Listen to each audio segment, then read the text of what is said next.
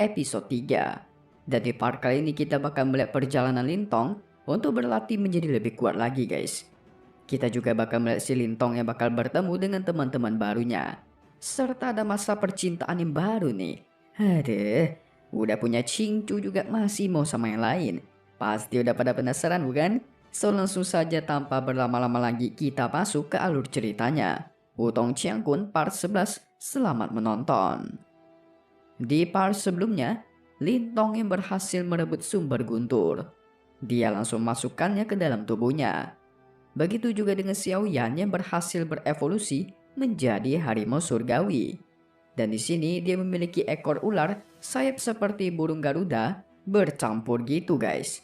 Lintong juga menghajar para musuhnya dengan sangat mudah. Bahkan si Tie Teng dipermainkan oleh Lintong. Namun Tie Teng tidak menyerah begitu saja. Dia juga langsung mengeluarkan seluruh kekuatannya untuk menyerang Lintong. Namun apa daya kekuatan Lintong yang sudah di atas mereka berdua membuat mereka bisa dikalahkan dengan mudah. Alhasil Lintong pun membegal mereka berdua dengan meminta 100.000 pilihan yuan. Dan setelah semua itu, Lintong pun pergi meninggalkan mereka berdua. Tapi tak lama dari itu juga Lintong turun ke hutan belantara dan menemukan seorang gadis kecil yang sedang diserang oleh monster serigala. Gadis itu juga bernama Qian Yinyin. Kita panggil saja Yinyin guys. Namun setelah dia menyelamatkannya, Lintong merasa kalau mereka itu sedang diawasi oleh banyak orang. Yang ternyata itu adalah keluarganya Yinyin guys. Dan ayahnya sebagai ketua dari suku dojo Beladiri Elang, yaitu Chiang Lei, mereka juga telah kehilangan Yinyin selama berhari-hari. Karena Yinyin ini termasuk gadis yang nakal. Yinyin pun berkata dia diselamatkan oleh Lintong. Namun sang kakak yang bernama Chiang Sui tentu tidak mempercayainya begitu saja. Beruntung sang ayah langsung berterima kasih kepada Lintong yang sudah menyelamatkan anaknya. Dia pun mengajak Lintong untuk pergi ke kediamannya. Karena hutan di sana itu sangatlah berbahaya. Chiang Lei juga menyadari kalau Lintong ini bukan berasal dari daerahnya. Lintong beralasan kalau dia terjebak di dalam hutan. Dia pun meminta untuk membawanya keluar hutan. Tapi sang Chiang Sui masih tidak mempercayainya kalau Lintong ini adalah pria yang baik guys. Karena keluarga mereka juga sedang tidak dalam keadaan yang baik. Maka membawa orang asing itu sangatlah berbahaya dan beresiko. Tapi Yinyin pun meminta untuk membawa Lintong ke kediamannya. Chiang Sui pun menjelaskan kalau keluarga mereka sedang mengalami masalah yang sangat besar.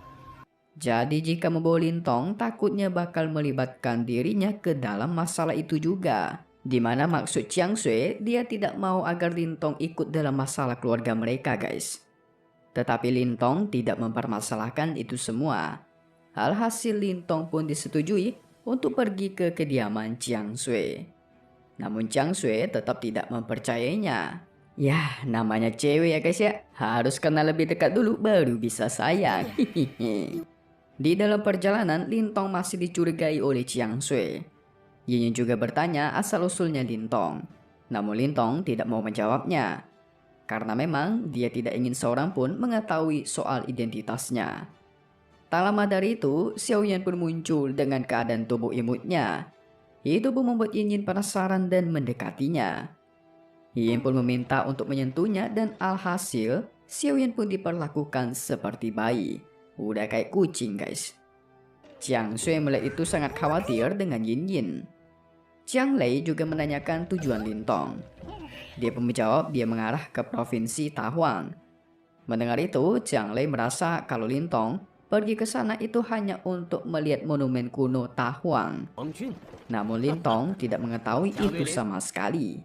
Karena sebenarnya tujuan awalnya itu hanya untuk ke dinasti dan memenuhi janjinya dengan si Qingju guys. Chiang Lei pun menjelaskan biasanya orang yang pergi ke provinsi Tahuang itu tujuan utamanya untuk melihat monumen kuno Tahuang dan memburu harta karun untuk berkultivasi. Mendengar itu membuat Lintong semakin bersemangat untuk mencari harta karun. Sehingga jiwa membegalnya pun bergejolak guys, berkobar-kobar. Terlebih lagi Chiang Lei memberitahukan kalau di sana ada harta karun yang sangat luar biasa dan belum pernah ditemukan oleh siapapun. Bahkan ada reruntuhan sekte kuno serta banyaknya metode rahasia bela diri. Tetapi dirinya belum mengetahui lebih dalam lagi. Lintong pun bertanya apakah tidak ada sekte yang lebih kuat untuk mengklaim kalau reruntuhan itu milik mereka. Jiang Lei pun berkata, walaupun sekte memiliki praktisi yang kuat, tetapi sampai saat ini belum ada yang bisa berhasil membuka segel monumen kuno Tahuang. Karena monumen itu lebih kuat dari reruntuhan makam kuno Nirvana, guys. Wadidaw. Jiang Lei juga memberitahukan kalau kekuatan Nirvana saja itu tidak cukup untuk memecahkan segel itu. Namun tahun ini adalah tahun segel itu mulai melemah, sehingga Lintong cukup beruntung. Lalu Xiao Tiao pun muncul dan memberitahukan kalau ini merupakan kesempatan yang sangat bagus. Nggak guru, nggak murid, sama-sama jiwanya memburu dan jiwa begalnya selalu ada, guys. Xiao Tiao juga memberitahukan kemungkinan besar reruntuhan itu berhubungan dengan simbol leluhur. Mendengar itu membuat Lintong berniat untuk mendatanginya. Jiang Lei juga mengakui kalau dia tidak tertarik dengan semua itu, karena keluarga mereka tidak memiliki praktisi yang sangat hebat. Sesampainya di kediamannya, Lintong diberikan baju oleh mereka.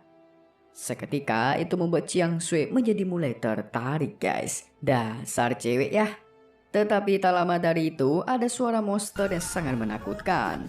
Jiang Lei memberitahukan kalau masalah yang terjadi pada keluarga mereka, yaitu ketika mereka mencari obat di hutan, secara tidak sengaja dia membantai anak dari Raja Buaya Panther, membuat para monster itu dendam kepada mereka.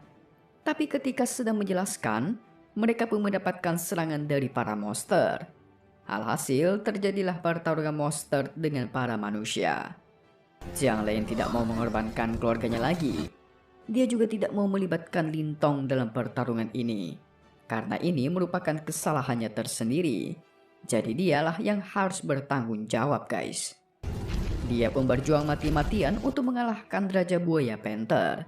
Dan pada akhirnya, mereka berhasil membantai salah satu dari mereka.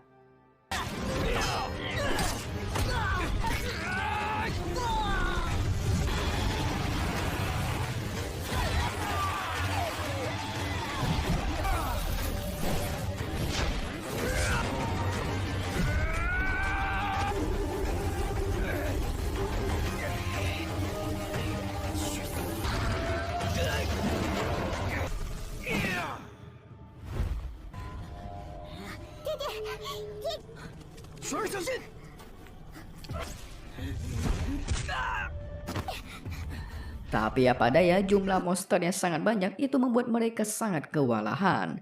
Mau tidak mau, Lintong pun turun tangan dan menolong mereka. Dan dengan mudahnya, Lintong membantai satu persatu dari monster itu.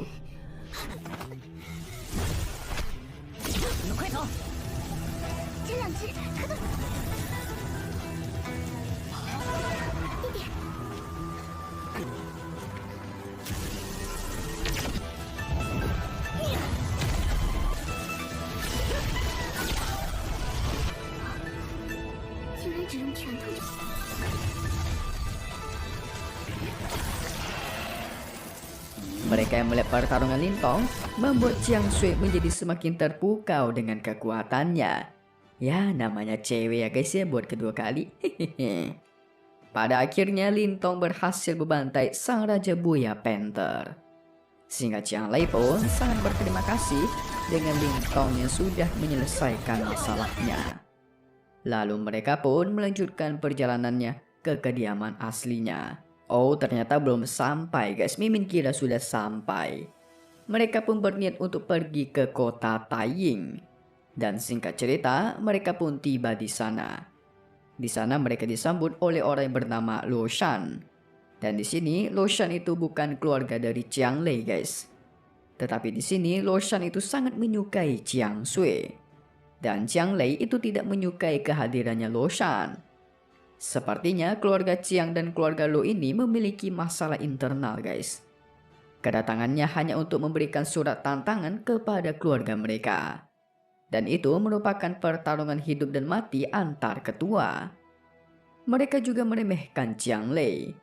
Namun Chiang Lei di sini langsung menerimanya. Karena ancamannya adalah si Chiang Sui yang bakal menikah dengan Luo Shan. Dan kita tahu Chiang Lei tidak menyukai Luo Shan, apalagi merestuinya tentu tidak bakalan terjadi. Tetapi Lin Tong yang sudah muak dengan hinaan mereka pun langsung menyerangnya. Dia juga mengaku kalau dia merupakan murid baru dari dojo Elang. Luo Shan pun mengancam jika Lin Tong menyentuhnya, maka keluarga Luo tidak akan segan-segan menjadi musuh dari dojo Elang. Tapi Lin Tong tidak memperdulikannya dan dia pun langsung memukul Luo Shan hingga terpental. Waduh, cari masalah baru dia guys. Lalu pada malam harinya, Chiang Sui khawatir dengan sang ayah. Karena Chiang Lei itu tidak mungkin bisa menang melawan ayahnya Luo Shan. Namun yang namanya pertarungan dan tantangan itu harus dilakukan. Karena Chiang Lei sudah menerimanya, yang berarti dia tidak bisa menolak atau mengingkarinya begitu saja. Kalau dia pergi begitu saja itu bakal mempermalukan keluarga dojo Elangnya. Sehingga Chiang Sui pun tidak bisa berkata apapun. Dia pun berniat untuk pergi ke tempat Lin Tong dan meminta bantuan kepada Lin Tong agar membantu ayahnya dalam bertarung. Gimana ya? Mimin juga kurang mengerti sebenarnya cara membantunya. Kan pertarungan itu adalah pertarungan antar ketua melawan ketua. Masa Lin Tong tiba-tiba dijadikan ketua dojo Elang kan tidak mungkin gitu loh. Atau mungkin saja Lin Tong secara paksa menggantikan sang Chiang Lei. Ya begitu masuk akal juga. Namun pasti ada cara lain lagi nanti dan kita bakal tahu di part berikutnya guys. Dan di part kali ini kita mengetahui reruntuhan kuno yang ternyata lebih kuat dari makam kuno Nirvana sebelumnya.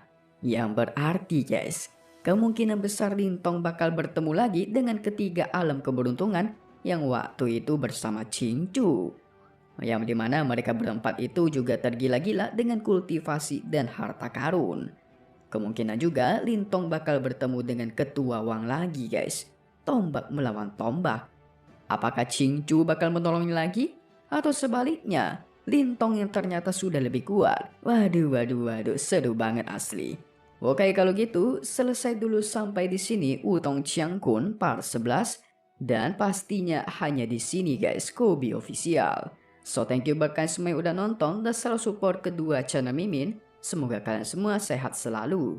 Dan Mimin mohon pamit undur diri dulu. Kita bakal ketemu lagi di video-video selanjutnya.